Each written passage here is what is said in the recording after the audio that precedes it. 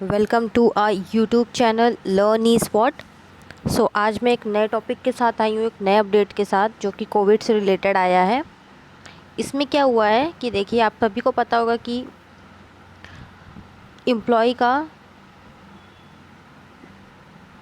EPF यानी कि employ provident fund और ईएसआईसी कटता है। तो ये जो होता है ये 12% होता है। ईपीएफ हम जानते हैं कि जो 12% होता है,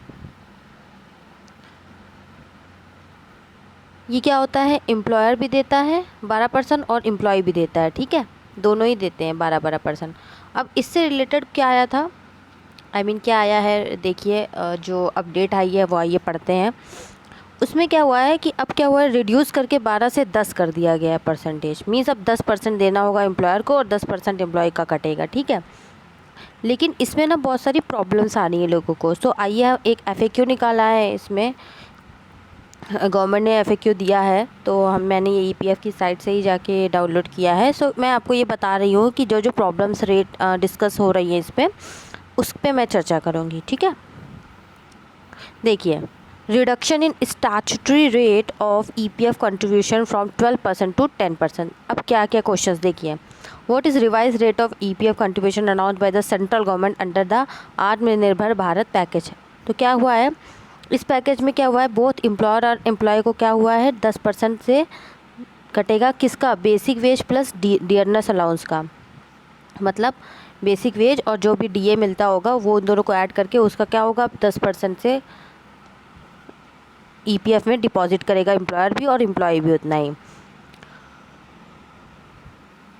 for all class of establishment cover under the EPF and MP act 1952। MP मतलब मिशनरीज प्रोविजन एक्ट। इससे देखिए क्या होगा, क्यों लाया गया ये रिडक्शन। देखिए इससे क्या होगा, एक तो देखिए जो 2%, एक तो एम्प्लॉयर को क्या फ़ायदा होगा, एम्प्लॉयर का 2% का एक्सपेंस कम हो जाएगा। और एम्प्लॉय को क्या फ़ायदा होगा, एम्प्लॉय की 2% से सैलरी बढ़ के आएगी। ठीक है, तो इससे क्या हो रहा है, यहाँ देखिए लिक्विडिटी कितनी ज़्यादा बढ़ जाएगी इससे। अभी देखिए कितना लिक्विडिटी का प्रॉब्लम आ रहा है, इस वजह से ही गवर्नमेंट ने ये स्टेप उठाया है कि 12% से क्या करके रिड्यूस करके इसको 10% कर दिया गया है ईपीएफ को। जिसमें जो 2% है, एक तो एम्प्लॉयर का खर्चा बचेगा। मीन्स जैसे मैं एग्जांपल लेती हूँ, पहले क्या होता था, जैसे 1 लाख रुपए सैलरी है मान लीजिए, इसका क्या होता था, 12% मीन्स 12,000 रुपये। 1 लाख नहीं, 10,000 मान लेते हैं, चलिए 10,000 सैलरी थी, इसका 12% मतलब कि एम्प्लॉयर क्या करेगा, 1,200 रुपये देगा ईपीएफ फंड में, और एम्प्लॉय भी क्या करेगा, एम्प्लॉय से भी 1,200 रुपये कटेंगे। ठीक है, ईपीएफ फंड से दोनों से कटते थे, तो क्या हो गया, 2,400 रुपये हो गया टोटल। तो एम्प्लॉयर का तो ये 1,200 रुपये जेब से खर्च होता था और एम्प्लॉय की सैलरी से ये 1,200 रुपये कटते थे। अब क्या होगा, अब 1,000 रुपये ही कटेंगे, तो 200 रुपये का खर्चा देखिए एम्प्लॉयर का बच रहा है और एम्प्लॉय को भी 1,000 रुपये ही कटेंगे। मतलब 200 रुपये सैलरी उसको एक्स्ट्रा, मतलब एक्स्ट्रा नहीं, 200 रुपये से सैलरी उसको ज़्यादा मिलेगी। इससे क्या फ़ायदा होगा, देखिए इससे दोनों को ही लिक्विडिटी पोजीशन देखिए कितनी अच्छी हो जाएगी। मतलब ये तो मैंने छोटा अमाउंट लिया है, लेकिन ये बड़े लेवल पे देखिए कैसे आएगी। अब बड़े लेवल पे देखते हैं इसे। इससे क्या होगा, हाँ ये देखिए 4.3 करोड़ एम्प्लॉयज़ को बेनिफिट मिलेगा इससे। और एम्प्लॉयर की संख्या देखिए 6.5 लाख इस्टेब्लिशमेंट को इससे क्या होगा, बेनिफिट मिलेगा। ताकि देखिए लिक्विडिटी की वजह से, अभी तो हमने छोटा फिगर में देखा, देखिए 6.5 लाख अगर आप 200 से भी करते हैं, मैं तो एक एस्टिमेट बता रही हूँ, तो कितना होता है। Next, whether any notification has been issued under the EPF and MP Act 1952 for reducing the rate of contribution, if so how can I access the notification। तो क्या आया आंसर, इन्होंने पूछा है कि क्या ऐसा कोई नोटिफिकेशन इशू हुआ है वही इससे रेट के रिडक्शन से। The reduction in statutory rate of contribution from 12 to 10% for wage month May June July has been notified किया गया है। मीन्स नोटिफिकेशन आई है, तो सिर्फ मई जून और जुलाई के महीने के लिए ऐसा किया गया है। ठीक है, dated 18 May, publish in the gazette of India, official gazette पर निकलती है notification. The notification is available under the tab कोविड-19 on the home page of EPFO website. तो देखिए मई, आपको ये ध्यान रखना है, मई जून एंड जुलाई, मतलब जो भी है वो मई और जून और जुलाई के लिए ही लागू हो रहा है ये 10% वाला जो रेट है। हाँ, फिर से वही रेट कौन सा मंथ का पूछा है, तो मई जून जुलाई हमने देख लिया ऊपर। कौन कौन एलिजिबल है देखिए, who are eligible for the reduced rate of contribution, ये अच्छा है देखिए point. It is applicable to all the classes of establishment covered under the EPF and MP act 1952, मतलब जिस पे ईपीएफ एक्ट और लगता होगा, मतलब employ provident fund and miscellaneous provision act 1952 लगता होगा, उन पे ये लागू हो जाएगा। लेकिन कौन से स्टेबलर्स को देखिए छोड़ दिया, except the establishment like central and state public sector enterprise or any other establishment owned or controlled by or under the control of central government or state government, मतलब कोई भी सेंट्रल गवर्नमेंट की या स्टेट गवर्नमेंट की जो भी undertaking में आएगा उस पे ये एक्ट लागू, मतलब ये जो डिडक्शन वाला रेट है लागू नहीं होगा। मतलब जो भी पब्लिक सेक्टर्स हैं, पब्लिक सेक्टर और पब्लिक इंटरप्राइजेज है जिस पे गवर्नमेंट का कंट्रोल है, मतलब 51% से ज़्यादा 51% का कंट्रोल है, तो क्या होगा उस पर ये रिडक्शन रेट अप्लाई नहीं होगा। मीन्स उसमें क्या होगा 12% से ही एम्प्लॉयर और एम्प्लॉय को दे होगा, क्योंकि वो देखिए गवर्नमेंट के अंडर में आ जाता है, तो इस वजह से किया है।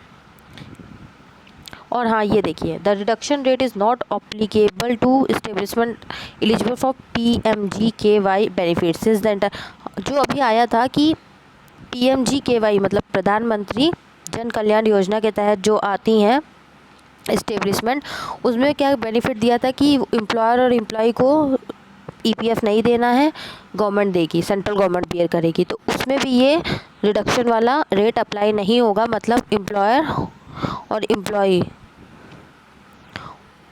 दोनों 12% से होता था पहले भी, अब भी क्या इसमें सेंट्रल गवर्नमेंट दे रही है, तो सेंट्रल गवर्नमेंट जो दे रही है कंट्रीब्यूट कर रही है, तो उसमें भी रेट रिड्यूस नहीं हुए हैं।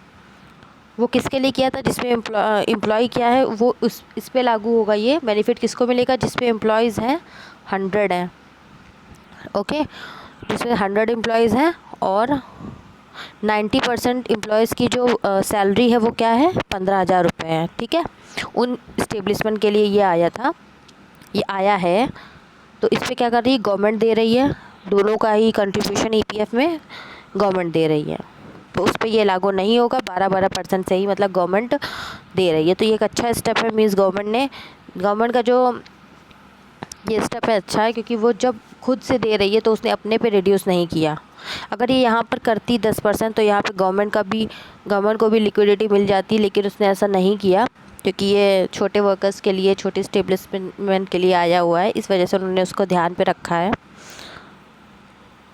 Are exempted establishment eligible for reduce rate of, इनका जो इस्टेब्लिशमेंट एग्जेम्प्ट है वो भी एलिजिबल है। हाँ उन्होंने कहा हाँ, reduce rate is applicable to exempted establishment also. फिर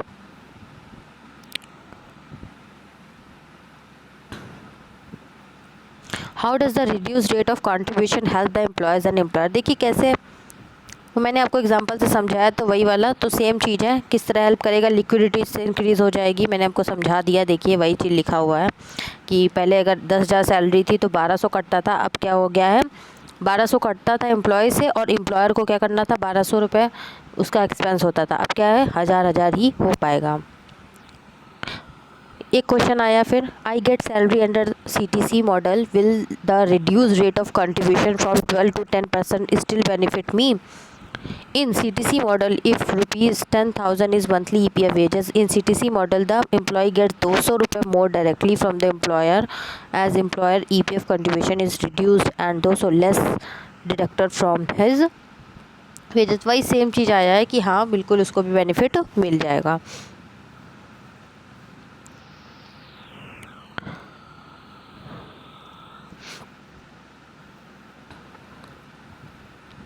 क्योंकि देखिए CTC मॉडल आया है, तो CTC मॉडल मतलब कॉस्ट टू कंपनी में आया है कि मतलब कि आपकी जितनी सैलरी है जिस पे भी कटता है उसका ही, उस पर अब 10% ही से ही आपको कटेगा, और एम्प्लॉयर को भी 10% ही जमा करना है।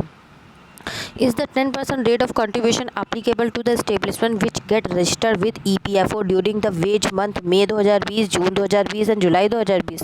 उन्होंने कहा जो रजिस्टर ही जिन्होंने मई और जून और जुलाई के महीने में किया है 2020 में, क्या उनको बेनिफिट मिलेगा? गवर्नमेंट ने कहा हाँ बिल्कुल मिलेगा, उनको भी मिलेगा। कब का मिलेगा? Establishment cover during wage month of May से July will be eligible for reduce rate of eligible remaining period from date of coverage, ठीक है। अब ये देखिए, what will be the rate of contribution for administrative charges and insurance. Administrative charges और insurance का भी जो होता है कंट्रीब्यूशन, उसमें कह रहे हैं कि कोई चेंज नहीं आया है। वो पहले भी क्या था, 0.5% था ईपीएफ वेजेस का, और EDLI कंट्रीब्यूशन क्या था, वो भी था 0.5%। वो दोनों जो एम्प्लॉयर के द्वारा पे किए जाएंगे, वो दोनों में कोई चेंज नहीं आया है, वो उतना ही रहेगा, ठीक है, 0.5%। How is the benefit availed? One has to pay at full rate and claim reimbursement letter or direct payment at reduced rate can be made. इन्होंने कहा है कि कैसे बेनिफिट मिलेगा। One has to pay at full rate and claim reimbursement later और direct payment at reduce rate can be made. इन्होंने कहा कि देखिए, क्या ऐसा है कि पहले आपको पूरा पे कर देना है, बाद में आप 2% का बेनिफिट, मतलब मान लीजिए 1200 वाला एग्जाम्पल लेते, 1200 रुपये पे करना था एम्प्लॉयर को, तो क्या ऐसा है कि 1200 रुपये पहले आप पे कर दो, उसके बाद 200 का आपको बेनिफिट मिल जाएगा। इनका नहीं, ऐसा नहीं है। Establishment has to remit dues at reduce rate, means आपको 1000 रुपये ही पे करना है। कोई बेनिफिट वाला कोई सीन नहीं है, आपको डायरेक्ट रिड्यूस रेट पे ही पे करना है। जैसे मान लीजिए 10,000 रुपये की सैलरी है, उस पर 12% रुपये का 12% से एम्प्लॉयर को पे करना है, तो वो क्या, सॉरी 10% हो गया अब, 3 महीने के लिए खाली, तो 1,000 रुपये ही वो पे करेगा, ये कहा गया है इन्होंने। ऐसा कुछ नहीं है कि 1200 करो फिर 200 रुपये का गवर्नमेंट आपको रिलीफ देगी, ऐसा वैसा कुछ नहीं है। डायरेक्ट आप 1000 रुपये रिड्यूस रेट पे ही पे करो। ये चालान के थ्रू पे होता है, ऑनलाइन पे होता है। कैन एम्प्लॉयर और एम्प्लॉय पे एट हायर, हाँ इन्होंने कहा बिल्कुल। इन्होंने सिर्फ एक वो दिया है, एक रिलीफ दिया है कि आप 10% से कर सकते हो, लेकिन जिसका मन है वो 12% पे कंटिन्यू कर सकता है। देयर इज़ नो सच, क्या कह सकते हैं, एक बिल्कुल वो हार्श वाला रूल नहीं लाया गया है, नोटिफिकेशन नहीं आई है हार्श वाली। जिसके पास लिक्विडिटी की प्रॉब्लम नहीं है, अब मान लीजिए जिसकी सैलरी पर मंथ 1 लाख रुपए है और उसका कट रहा है 12% से ईपीएफ, उसका 12,000 रुपये जा रहा है, उसको 88,000 तो मिल रहा है ना एम्प्लॉय को। और एम्प्लॉयर भी जो है, अगर वो 1 लाख पे किसी बंदे को अपॉइंट करता है, तो उसका भी पोजीशन कितनी अच्छी होगी हम समझ सकते हैं, तो उसको क्या ही फ़र्क पड़ेगा। तो उन्होंने कहा ऐसा कुछ नहीं है, आप बिल्कुल कर सकते हो। Can the employer employ pay at higher rate of contribution, तो the reduce rate of 10% is minimum during the period of package, the employer both can contribute at higher rate also, ठीक है। नेक्स्ट क्वेश्चन क्या है, how the reduce rate of contribution will impact amount of pension in longer run, मतलब उनका pension पे कैसे ये impact करेगा। देखिए, ईपीएस मतलब पेंशन स्कीम की बात आ रही है, कंट्रीब्यूट होता है 8.33% ऑफ वेजेस, सीलिंग है 15,000 की, is diverted from the employer's share of EPF contribution. The reduced rate of EPF contributes to 10% will not reduce the pension contribution to, मतलब इनका पेंशन पे कोई नहीं आ रहा है इफेक्ट। पेंशन जितनी पहले होती थी उतनी अभी भी होगी, मीन्स 8.33% ऑफ वेजेस होती थी, वो भी पूरा वैसे ही आएगा, ठीक है। सीलिंग लेकिन 15,000 की इतनी रहती थी, ठीक है, एम्प्लॉयर के द्वारा पे की जाएगी। My establishment will not be able to remit dues timely during the scheme period, is it eligible still eligible for reduce rate. मैंने कहा कि देखिए, एक क्वेश्चन पूछा गया कि जो ड्यूज़ है मतलब ईपीएफ के, वो विद इन टाइम नहीं पे कर रही है इस्टेब्लिशमेंट, तो क्या तब भी, मतलब मई जून जुलाई के विद इन टाइम नहीं पे कर रही, तो क्या तब भी उनको ये मिलेगा reduce rate of contribution. Government ने कहा हाँ बिल्कुल मिलेगा। जो 10% वाला है वो 3 महीने के लिए, मई जून एंड जुलाई के लिए, और पेमेंट आप कभी भी करिए, मतलब जो मई जून एंड जुलाई का कंट्रीब्यूशन है वो 10% कर दिया गया है, ठीक है। Is the option to contribute at reduced rate available to establishment availing PMRPY benefits, तो उन्होंने कहा हाँ बिल्कुल, ये स्टेटमेंट जो PMRPY बेनिफिट अवेल कर रही हैं उनको भी मिल सकता। The rate of contribution for my establishment is 10% as it is engage. इन्होंने कहा कि देखिए, जिसका एंगेजमेंट ही पहले से ही, कोई ऐसी इस्टेब्लिशमेंट है जिसमें 10% से पहले ही से ही कट रहा है ईपीएफ, ठीक है, एम्प्लॉयर और एम्प्लॉय दोनों में 10% का ही है, क्योंकि वो गौर गम बनाती है तो उसमें 10% ही है।